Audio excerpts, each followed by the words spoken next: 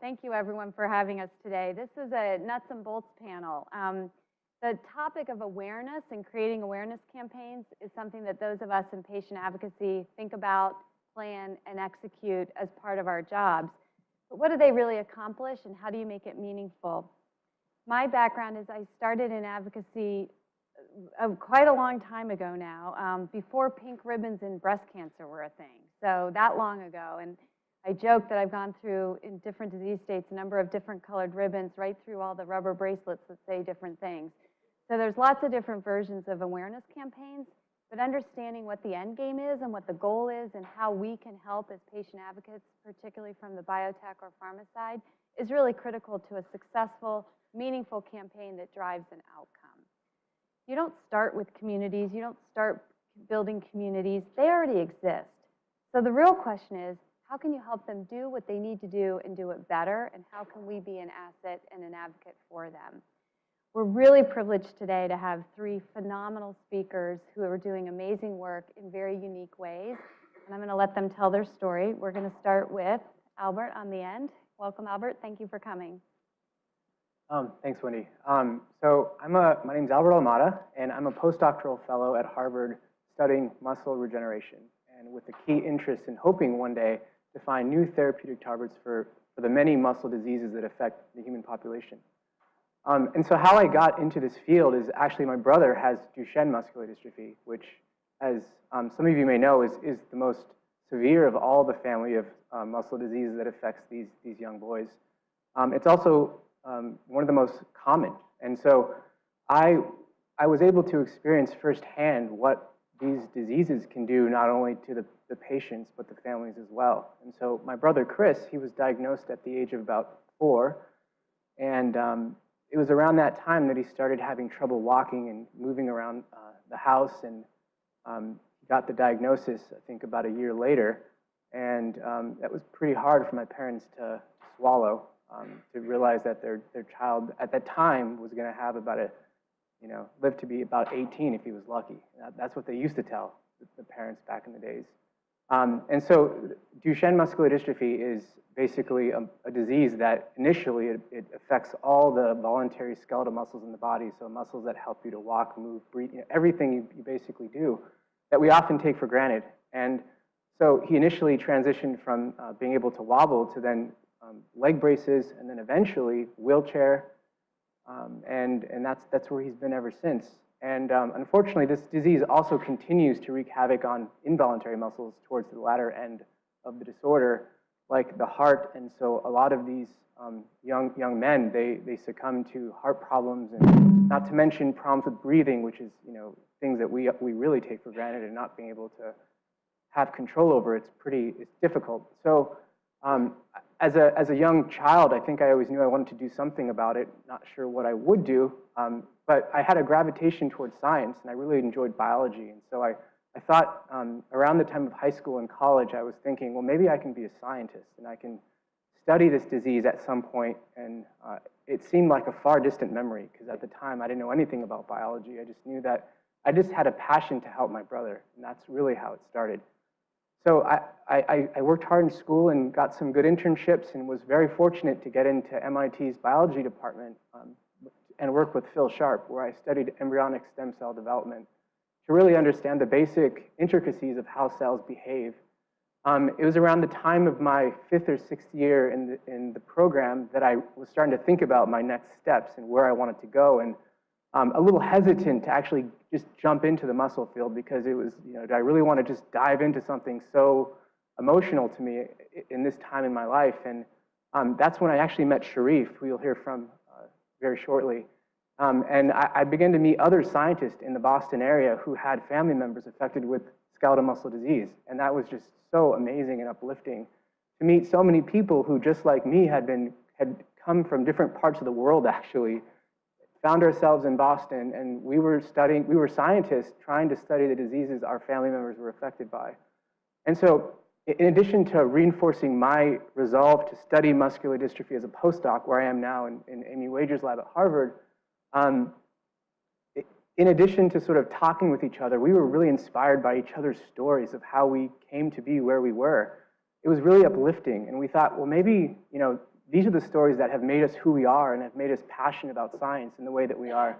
Maybe we should share that with other people. I mean, we're so inspired by each other. Maybe this will help people who are struggling with muscle disease in some way, or even companies and other patient advocate groups to kind of work with us in some way to try to find some, some therapies, now. And we figured we were very lucky to be at the interface of both the patient advocacy groups and also the science. And so we might be, maybe we can help lead that endeavor. And so that's where we started Strength Science and Stories of Inspiration.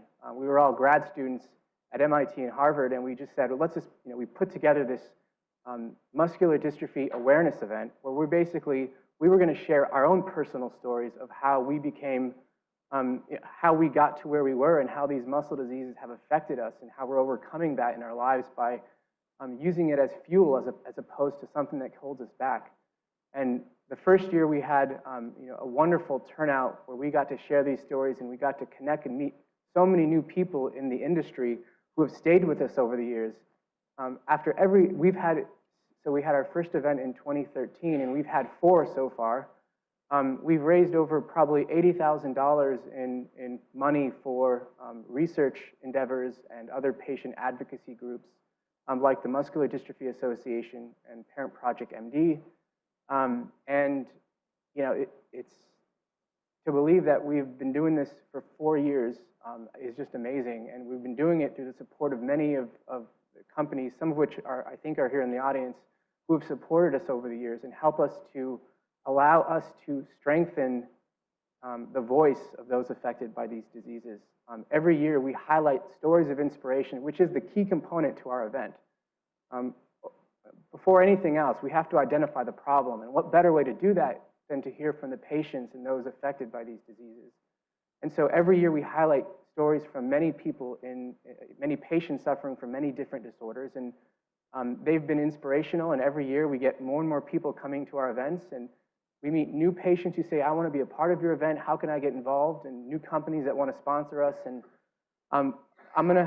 we have a new endeavor that we've started, which is I think what we really see where we can make the most impact, and that's to try to connect academics with companies to try to really find collaborations to push the science forward, especially a lot of the basic science that's needed to get drugs to the clinic. And so I'm going to let Sharif talk about some of the details of that new fellowship that we have started this past year with the Muscular Dystrophy Association. And we hope that many of you guys will consider getting involved in some way. Thank you, Albert. So my name is Sharif Bordbar. I'm a postdoctoral fellow at the Broad Institute. And I was born and raised in Iran. And from very early ages, I remember my dad struggling with a form of muscle disease, acquired muscular dystrophy, which is the adult onset of muscular dystrophy. It's a milder form of Duchenne, but it's caused by the mutations in the same gene. And obviously, it affected not only him, but also all members of the family, immediate family and extended family. That was one of the things that basically occupied a portion of my mind during the years. And once I wanted to decide what I want to do with my life, career-wise, I basically decided that I want to devote my career to making improvements for finding effective therapeutics for genetic muscle diseases. And that's when I was about 23, 24 years old, I was applying for grad school. So I basically applied to every school in the US that had people working on muscular dystrophy. And I was fortunate enough to get into Harvard. And I worked with Amy Wagers for 5 years, during which I basically specifically worked on different areas that can improve cell therapy approach and also gene therapy and gene editing for muscular dystrophy. And now I'm working as a postdoc on finding ways to basically making gene therapy more effective. But Albert gave a very good introduction about how Strength Science and Stories of Inspiration started.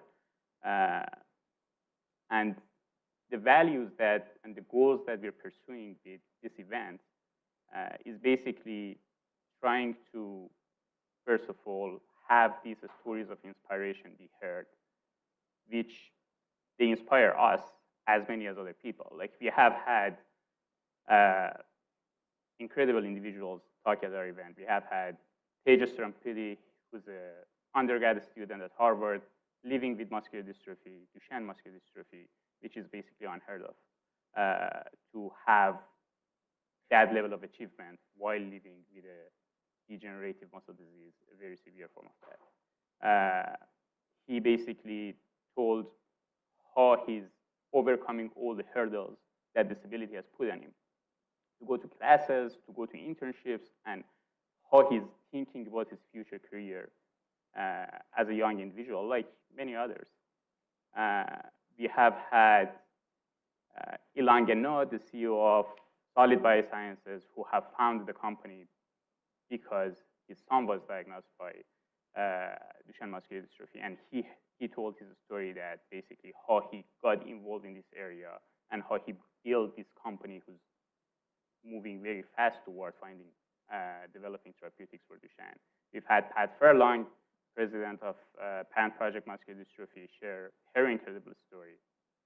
This year we had Rob Bissiker, who's a patient living myotonic dystrophy, and he has climbed Everest, although he had a form of muscle disease. So these are incredibly strong stories that would resonate with people and would basically give this message to people that if individuals with this kind of disabilities are able to thrive in their lives like that, the human potential is unlimited. And also at the same time, it gives them the vision and perspective that basically why doing research in these areas are very important. The new endeavor that we have started since last year in collaboration with Muscular Dystrophy Association is basically funding a research fellowship towards very high-risk, high-reward ideas that can technically be transformative for the field of muscle disease research. These are ideas that are not necessarily getting funded by NIH or by governmental agencies, which require a very high amount of preliminary data to show that these approaches are feasible. But at the same time, these are ideas that if they pan out, they're going to be extremely transformative for the field of muscle disease research. So we decided that with the money that we raised through our individual sponsors and also the biotech companies who sponsor us, we invest in talented, brilliant individuals and bring them into the fight against muscle disease. So basically, we want to invest in these people who have these brilliant ideas to move the muscle disease research forward and enable them to work on those ideas, even if they can't get the funding and the resources that they want through other agencies and through governmental agencies. So we had our first fellowship announced last year through Muscular Dystrophy Association, and we had an amazing turnout through all the different academic labs around the country. We received 32 different applications from brilliant scientists all over the world with very great ideas. But because of the limited amount of money that we could raise, we could only fund one of these fellowships. And it was very difficult for us because there were a lot of very good ideas out there who could be translated into therapeutic, basically therapeutics for different forms of muscle diseases, but we were not able to fund more than one. So what we thought about that was we have a platform now that we can identify these brilliant individuals who are committed to do high-risk, high-reward research and transformative research for muscle diseases, and how can we link them with biotech and with the companies who are working in those areas, so that even if we can't fund them and we can't enable them to do that, if those companies are interested in working with those individuals, then they should. So the idea that we're moving towards is basically to be able to get a sponsorship from different companies who work in these areas to fund more fellowships, and then have the contact information for those people available to the companies, and also a short abstract of the work that they're trying to do, so that this way they can find each other, they can basically identify who are the people who are committed to working in these areas, what are the ideas that they're trying to pursue, and if they're interested in basically helping them and enabling them to work on those ideas. So that's what we're moving towards, and we would love to have more interaction with different companies who are interested in working in the different therapeutic areas for muscle diseases. So if there are people in the audience who would like to get involved, Albert and I would be around after the panel, and we would love to talk to you.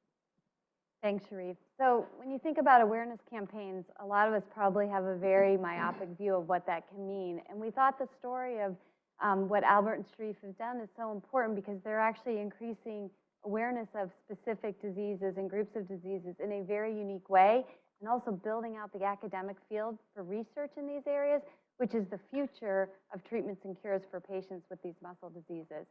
I'm going to turn it over to Rich Kennedy now, who took a completely different approach for much the same reason, a family connection to ALS.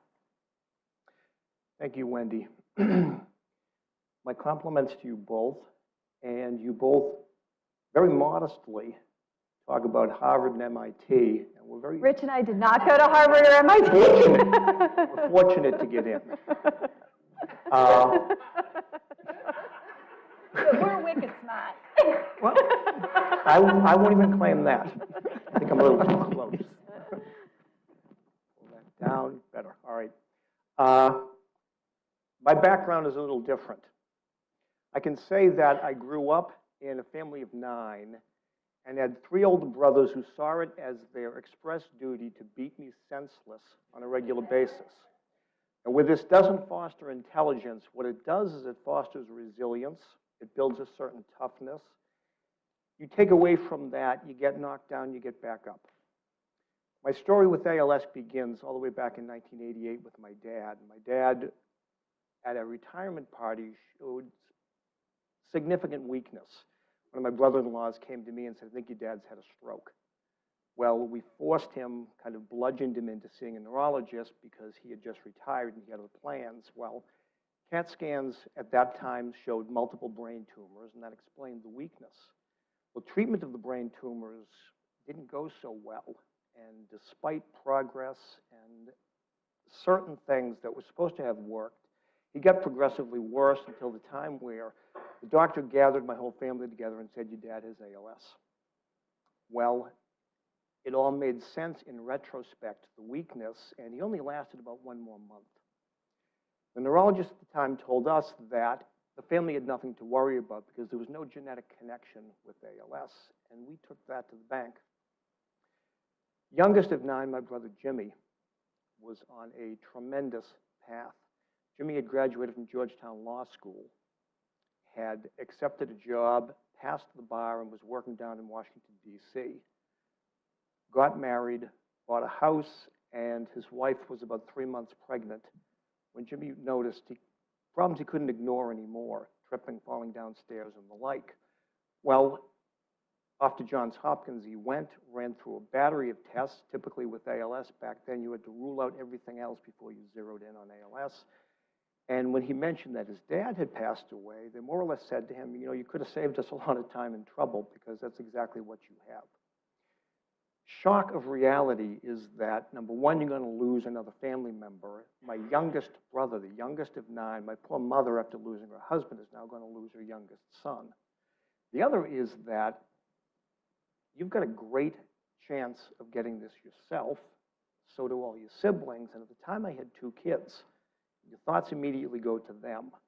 Well, I now have 4. So what chances are with this specific genetically linked ALS that we have, there's a 50% chance, meaning that very likely 2 of my kids and a few more of my siblings will come down with this as well. So back in 1996, after my brother Jimmy passed away, diagnosed at age 28 and dead at age 31, decided it was time to do something. That lit a fire underneath me, and like I said, I'm not smart, but I'm tough. we got together with some people and we put together the first annual Jimmy Kennedy Memorial Run for ALS. And I love to say this, and I'm not exaggerating, the highest recorded rainfall in the city of Quincy's history fell on that day. We planned on raising $20,000. I planned to walk into the office of Dr. Robert Brown, having done my research and finding that this was the man, this was the leading person for ALS research. And I wanted to shake his hand and hand him $20,000 and say, this is what we raised. No salaries, no fees. I learned from a previous charity my brother and I had set up called Christmas in the City that you can do this. Someone will do something for half price. You can do better than that. You can find someone who will do it for nothing. So we hustle, we raise $20,000, and the money keeps rolling in. And despite the rain, we actually raised $25,000. I introduced myself to Dr. Brown, and we set up what I came to know was called discretionary funding. At your discretion, every penny we make, we're going to turn over to you. We're 20 years into the Angel Funds now, and I'm proud to say that from the first year where we hustled and we clawed for $5 here and $10 there, little by little we brought in more like-minded people. And folks, the best selling point with any charity when you're hustling and you're getting press coverage is to let people know that my salary has always been zero and will always be zero. And I'm fortunate that I've got supportive friends and I've got a supportive job and I've got a supportive family and an unbelievable family of people dedicated to the same cause. So in 20 years, we've raised just over $15 million.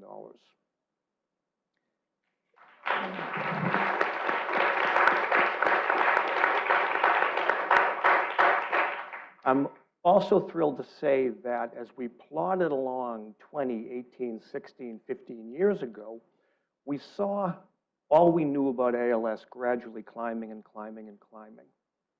The phenomenal thing is what's happened in the last 2 years. And we've had some incredible breakthroughs, and the human genome has done so much for us, but that trajectory has all of a sudden gone like this.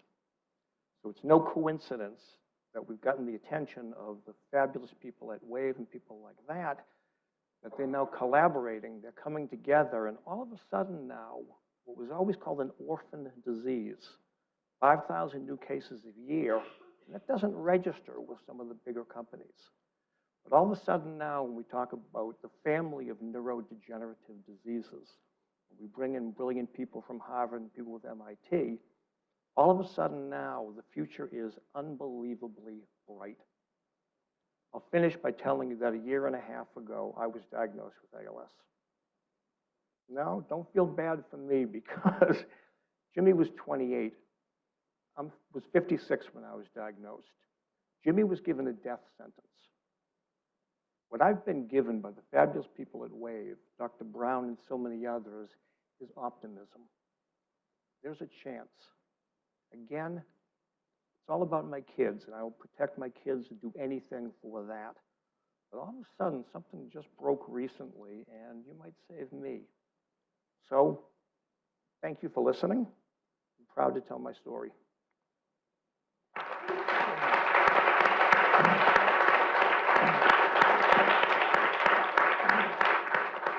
Thank you, Rich. What some of you may not know, there are over 200 disease awareness days or months that are officially approved. So those are 200 different disease groups that have gone to the government and asked for a day of recognition or a month of recognition. Some of them, and I mentioned pink ribbons earlier, I think most of us probably know October is Breast Cancer Awareness Month. The autism group has done something really unique and special too. And the reason it's unique, in my opinion, is the reason why they did it. Autism Speaks has April as World Autism Awareness Month, and April 2nd in particular is their day. They lit over 18,000 buildings and landmarks globally with blue lights. So that may not seem all that uncommon or unique. It's certainly a grand gesture and a big scale, but I've been in other awareness campaigns where we've tried to light buildings and monuments.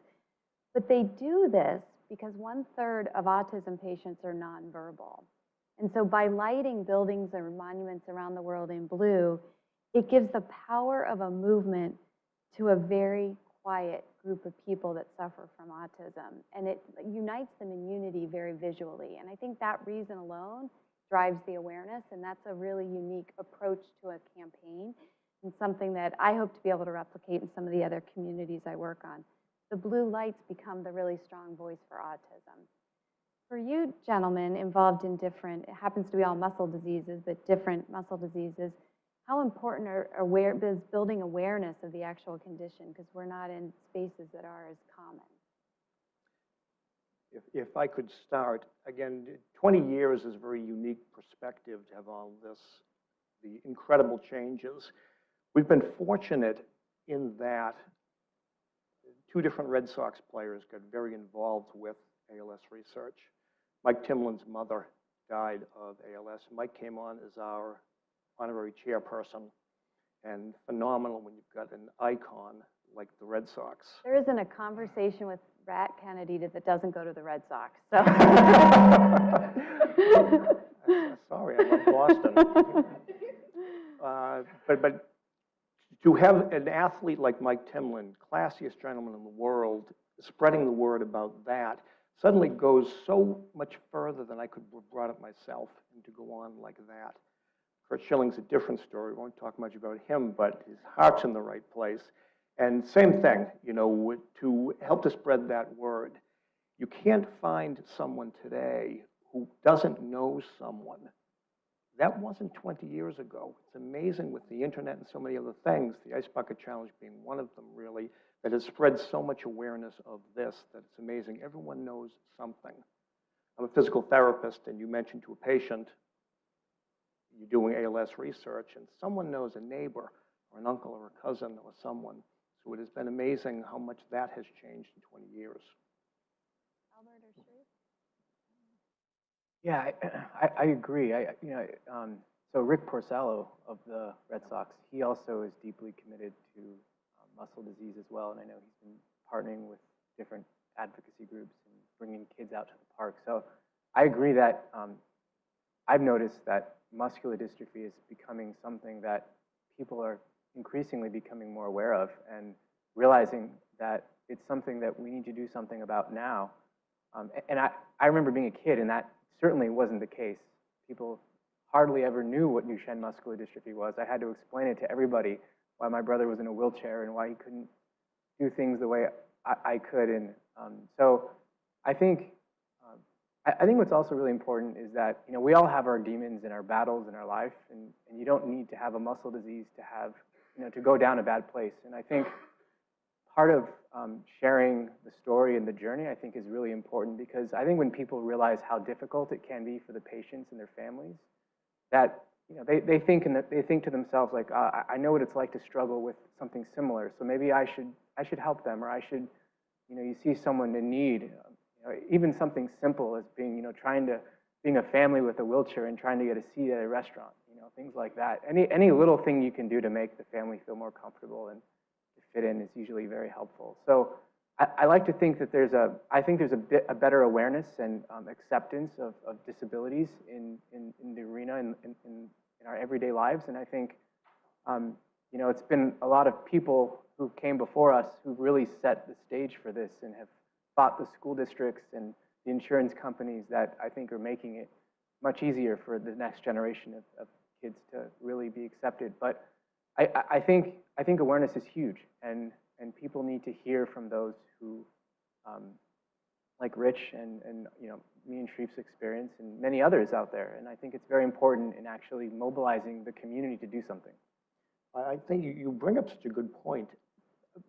People want to help, and unfortunately, they frequently don't know how to help, how to specifically get involved. Your point about a kid in a wheelchair is so poignant, and a room full of people will hesitate because they don't know exactly how to approach that or how to help. You're bringing more awareness, and you're bringing stories, and you're bringing celebrity, and you're bringing different people into that. I think that's fantastic. I mean, as an example, there's so many shows now that are coming out where it's featuring a kid with a disability. That's right. I'm blanking on a few of the names, but there's 2 or 3 of them out there. So I think that really illustrates the point that, you know, society is becoming more accepting and wanting to showcase what it's like for these young adults and families. So let me pose a provocative question. How does increasing awareness move the needle in a meaningful way? I think your fellowship program is an excellent example. Fundraising goes so far, but how does the general awareness and increasing awareness in a disease community move the needle?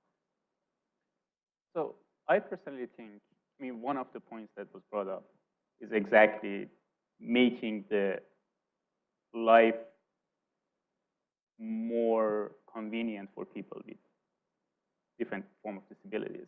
And also hearing those stories tells people that people with disabilities can also follow their aspirations and they can basically thrive in their lives. So that cannot stop them from becoming a very successful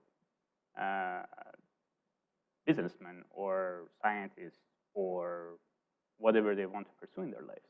So basically, hearing inspiring stories and successful stories of people with different form of muscle diseases, other form of disabilities, can change that perspective that if you have a form of disability, then you're basically sentenced to not follow your aspirations. That's one of the other points that I think it can. The awareness and moving the needle is about having a big mouth like me.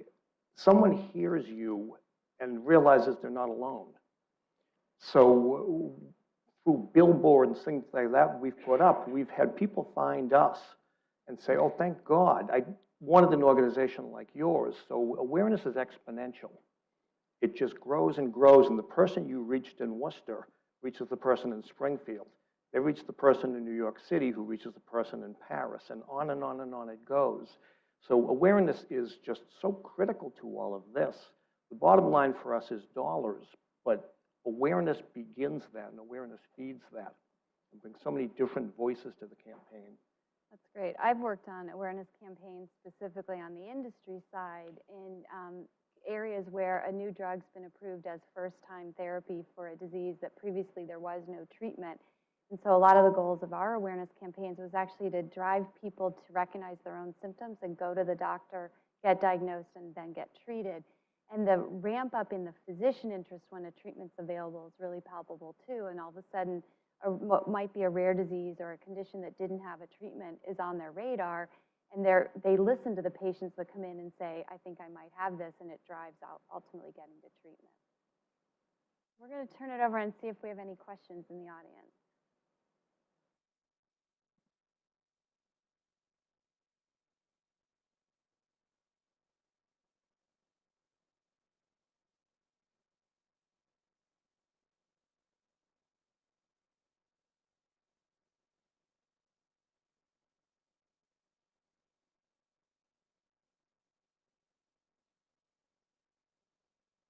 So asking specifically about the tactical processes you use to identify scientists to join the fellowship program. So we realized that we do need a platform to basically advertise what we want to do and then attract the attention of those people. And one of the largest platforms for funding research in the field of muscle disease is Muscular Dystrophy Association. So we basically partnered with them, and they accepted to match whatever we raised dollar for dollar. And then they use their system, the email list that they have for basically every single lab in the US that does muscle disease research and have worked with the MDA before. So they send that information to all the labs in the country and then basically explain how this money needs to be spent. It's basically only for the reagents that can be used for the experiment, so we don't pay for the salary or any administrative cost, to just enable people to do the research that they would like to do, but they don't have the support to do that otherwise. And then all the applications are submitted, and we use reviewers from Muscular Dystrophy Association. So there's a peer review process with scientists who review the grants that are submitted to Muscular Dystrophy Association, and they review the proposals that we receive too, and they get a score. Based on the score, then we basically decide on who we want to fund. And the funds are going to be administered to the institution through Muscular Dystrophy Association. So we have research partnering with advocacy groups, and then also industry on the other side for Exactly. sponsorship. So it's all three. And we also enable connecting the people in the academic labs who have ideas that are not going to get funded to the biotech industry who may be interested in following up on those ideas. I was just going to add something real quick because, I mean, we had some success and then we were able to partner with the MDA associate. That wouldn't have happened in our first year. You know, I think part of what we had to do is spend years building relationships with Muscular Dystrophy Association. So our first year was hectic because we didn't know what the heck we were doing. We didn't know if anyone would come to our event, if anyone would return our emails, and we would send emails to everybody, any connection we had in any company, business. Me and Sharif went around to different restaurants and tried to get sponsored. We did it. We were hustling. It was amazing that we did that. It was just, and so it started off really tough to actually get people to listen to us. But I think we were fortunate that you know, our stories were resonating with people, that they just saw maybe a glimmer of hope in whatever, you know, they saw a little hope in us or something, and they just gave us a chance. And I think we were able to, you know, put on some successful events and then get more people recommend the event and partnering with us from other people. And so that's kind of how it started. So, but in the beginning, we had to really take a lot of chances and not know if we were going to succeed. And we were very fortunate that people continued to believe in us and what we were doing. So.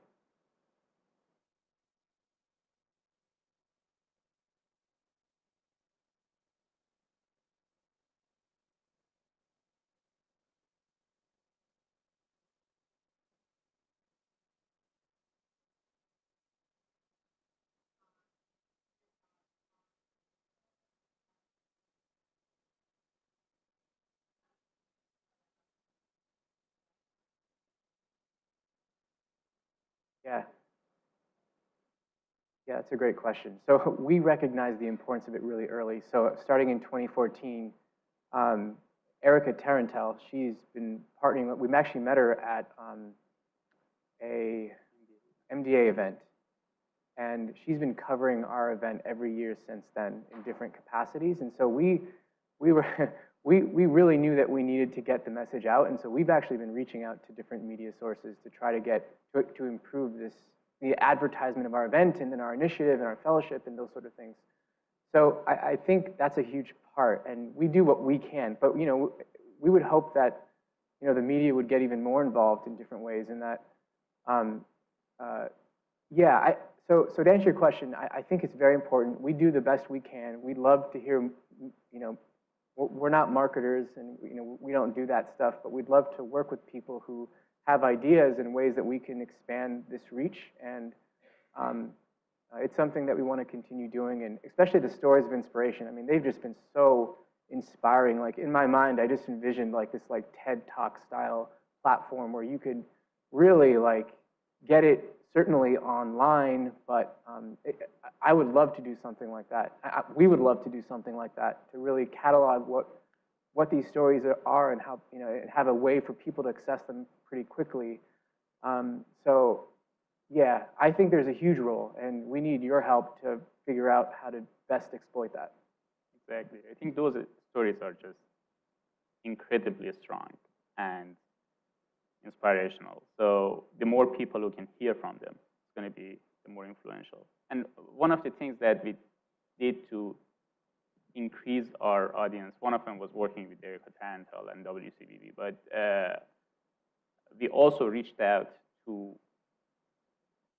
celebrities who have personal connections with the disease. So we specifically reached out to this comedian named Maximini who lost his dad to ALS. And we knew that he has a personal connection to the disease.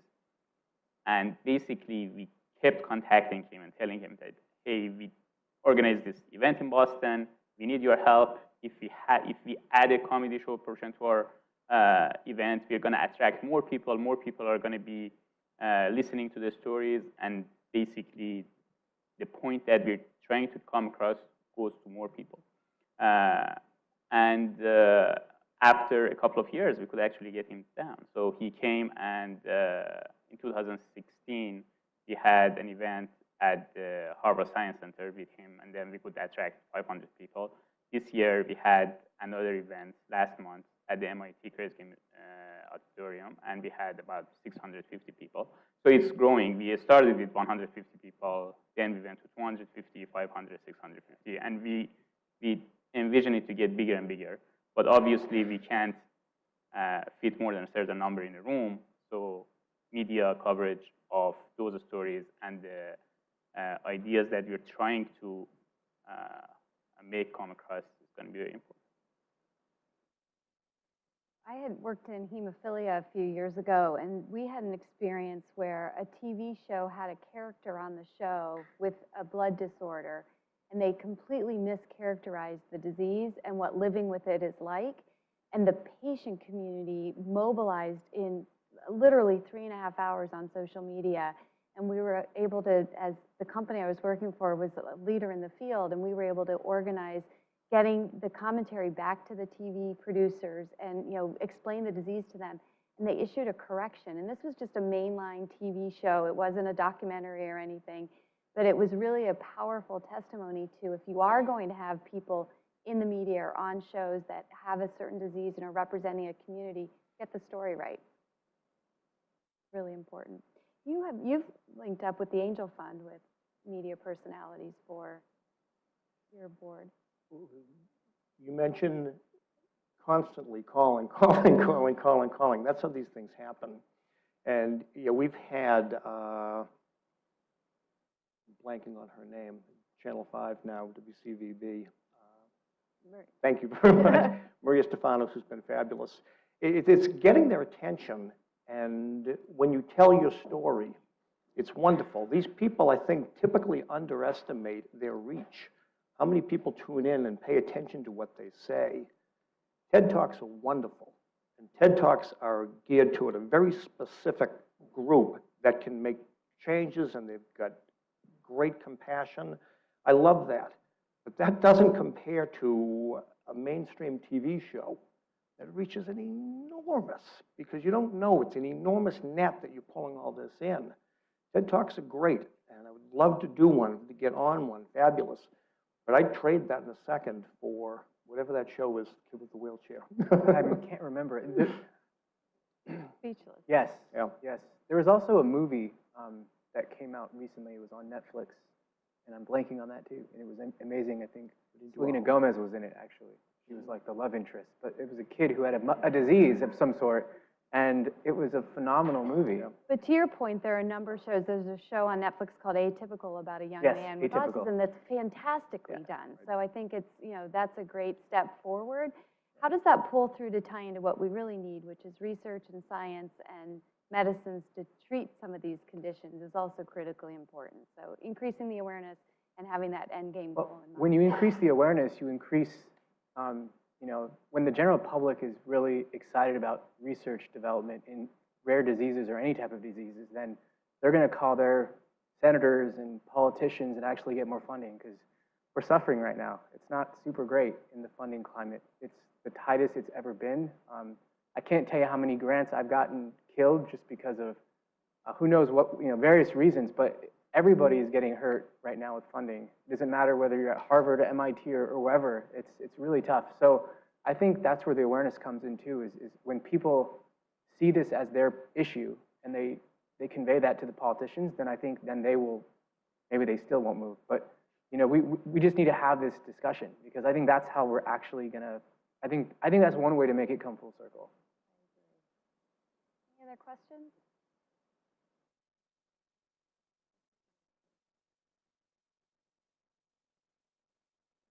Thank you, gentlemen. It's been a real pleasure to have you here. And thank you for the work you're doing and the commitment you've made and the example you lead. It's really meaningful and certainly going to move the field forward. Thank you, Wendy, for having us. Thanks so much.